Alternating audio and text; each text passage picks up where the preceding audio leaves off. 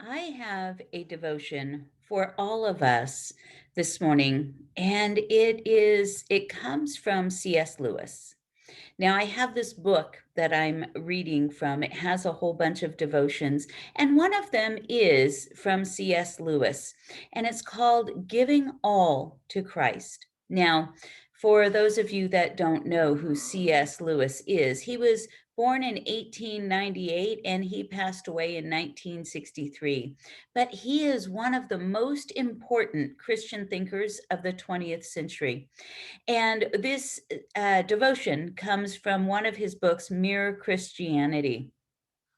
And I invite you to read that. It is awesome, but it talks about a lot of struggles that we have as Christians.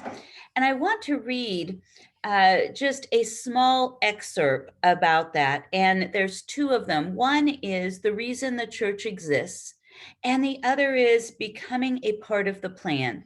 So, here, what C.S. Lewis says about the reason the church exists. May I come back to what I said before? This is the whole of Christianity. There is nothing left. It is so easy to get muddled about that. It is easy to think that the church has a lot of different objects: education, building, missions, holding services. And it's just as easy to think the state has a lot of different objects: military, political, economic, and whatnot. But in a way, things are much simpler than that. The state exists simply to promote and to protect the ordinary happiness of human beings in this life. A husband and wife chatting over a fire, a couple of friends having a game of darts in a pub, a man reading a book in his own room or digging in his own garden. That is what the state is for. And unless they are helping to increase and prolong and protect such movements, all the laws and parliaments, armies, courts, police, economies, etc., are simply a waste of time. In the same way, the church exists for nothing else but to draw people into Christ, to make them little Christs. If they are not doing that, all the cathedrals, clergies, missions, sermons, even the Bible itself is simply a waste of time. God became man for no other purpose. It even is doubtful, whether the whole universe was created for any other purpose. It says in the Bible that the whole universe was made for Christ and that everything is to be gathered together for him. I've never thought of, before I read Mere Christianity and C.S. Lewis, who does take some time to get used to. So if you decide to read him, be patient with yourself. But I never thought of the church quite the same way as what he put it. What about you?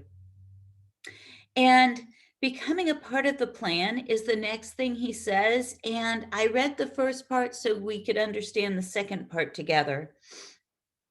He says, I do not suppose any of us can understand how this will happen as regards to the whole universe. We do not know what, if anything, lives in the parts of it that are millions of miles from this earth. Even on this earth, we do not know how it applies to things other than us. After all, that is what you would expect. We have been shown the plan only so far as it concerns ourselves. What we have been told is how we can be drawn into Christ. Did you hear that? What we've been told is how we can be drawn into Christ. And we can become a wonderful present which the young prince of the universe wants for his father. That present which is himself and therefore us in him. It is the only thing we were made for.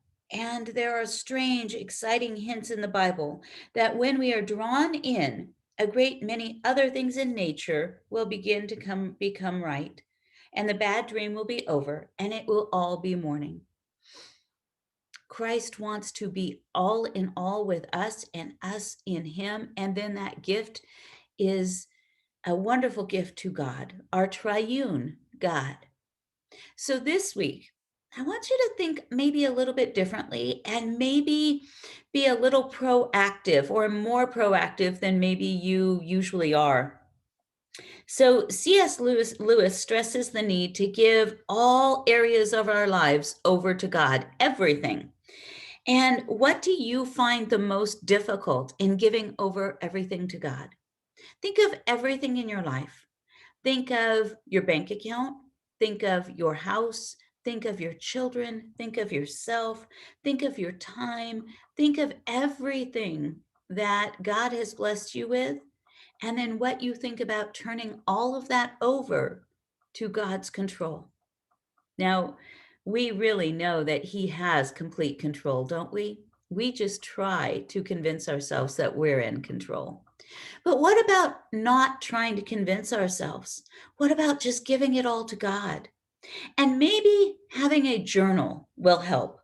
Maybe using a journal this week to reflect on some questions like, what are some of the reasons that I fear giving my life completely over to God? Or what areas of on my life am I most reluctant to surrender to God? Certainly, there must be some that are easier to surrender than others. And in what ways have I experienced the heavy burden of trying to remain in control of my life? Okay, I think I've given you a lot to work on. I've given myself a lot to work on this week. I hope this was helpful, and I look forward to next week.